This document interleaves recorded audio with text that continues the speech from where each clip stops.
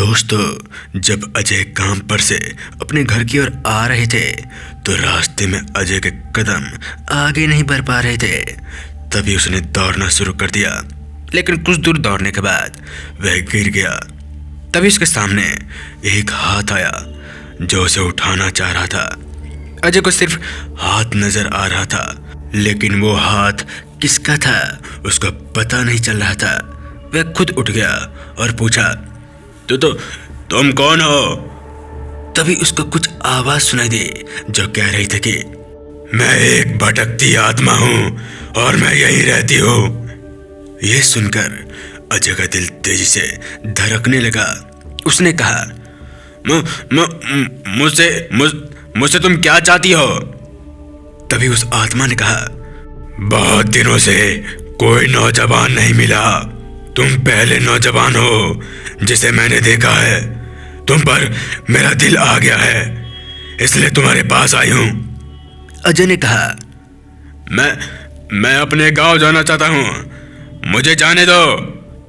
आत्मा ने कहा, थोड़ी देर रुक जाओ, फिर चले जाना। अजय के हाथ पैर कांप रहे थे, उसकी आवाज भी नहीं निकल पा रही थी। तभी उसने कहा, नहीं, मुझे जल्दी से घर जाना है, मुझे जाने दो।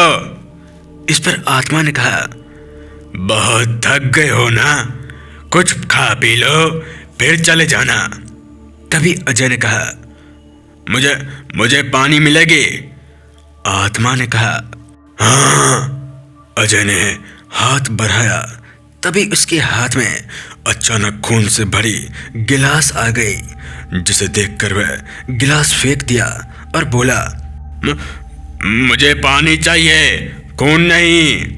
इस पर आत्मा ने कहा, मैं सिर्फ खून ही पीती हूँ, इसलिए मैं तुम्हें खून ही पिला सकती हूँ। अब तुमने खून फेंक दिया है तो मैं अब तुम्हारा खून पीऊंगी। जिसे सुनकर अजय पूरी तरह से घबरा गया और एक बार फिर से उसने दौड़ना शुरू कर दिया।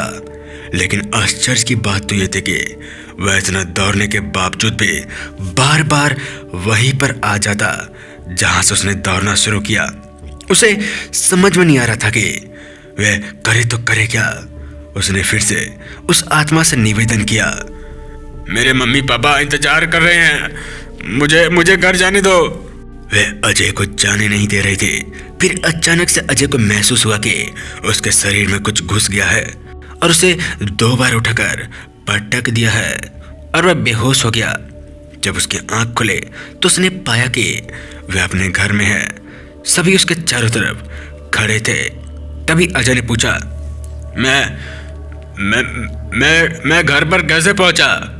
पास में खड़ी उसकी मम्मी ने कहा, सुबह में तुम आम के बगीचे में बेहोश पड़े थे, तो वहां से कुछ गुजरने वाले लोगों ने तुम्हें उठाकर यहाँ ले आए।